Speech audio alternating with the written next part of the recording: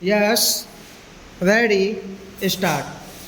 Honorable members, our 8 lakh cooperative societies and their 29 crore stakeholder members represent nearly 90% of rural India.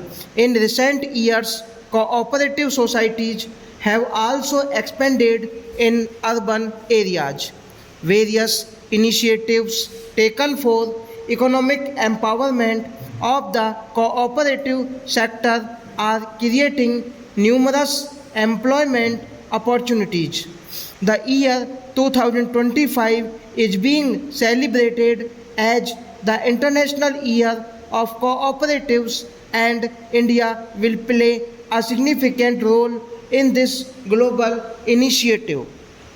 When we discuss the nation's development and achievements, we are essentially highlighting the capabilities and accomplishments of its citizens. Today, there is collective participation of all in the development of the nation, and that is why we are able to realize its true potential. The greatest beneficiaries of my government's efforts have been the Dalit backward and the tribal communities. For decades after independence, our tribal communities faced neglect. My government has prioritized their welfare. The Dajgua and the PM Janman Yojana are direct examples of this initiative. Nearly 1.25 lakh tribal children are receiving quality education through more than 470 Eklavya model residential schools. In the last 10 years, 30 new medical colleges have been established in tribal dominated areas. A special national mission is addressing health issues related to sickle cell within tribal communities with screening of around 5 crore individuals already completed. My government has undertaken several initiatives to preserve tribal heritage. This year, the 150th birth anniversary of Bhagwan Birsa Munda is being celebrated across the country as Janjatiya Gaurav Varsh. A significant measure of Viksit Bharat is balanced development of the country. No region should feel left behind in the journey of progress. My government is conscious of the aspirations of the people of the Northeast and has worked to eliminate their sense of alienation through more than 10% agreements. Several factions have been brought onto the path of peace to showcase the potential of the 8 states of the Northeast to the entire country. The first ever Atish Kashmir Mahotsav was organized along with the development of the Northeast. The government has initiated a comprehensive development plan for the Purvodya of the eastern states, which will also create new employment opportunities after the abrogation of Article 370. There is a conducive environment for development in Jammu and Kashmir. Both the Lok Sabha and Vidhan Sabha elections were conducted.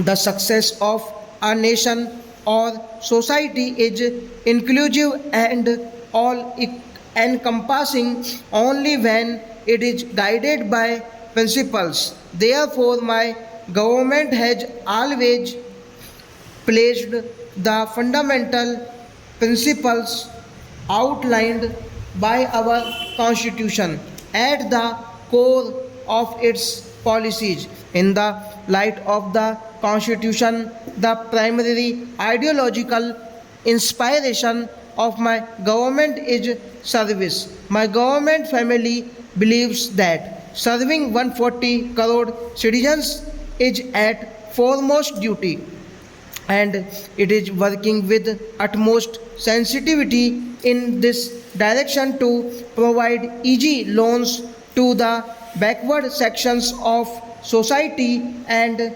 sanitation workers. The scope of the PM Swaraj Yojana has been expanded to ensure the benefits of government schemes reach differently bladed abled individuals. Over 1 crore Divyang ID cards have been issued. The Namaste Yojana, launched for sanitation workers, has been extended to include all those who take up the noble responsibility of cleanliness, with the goal to ensure that no one is left behind in the journey of a Viksit Bharat. My government is working with a saturation approach.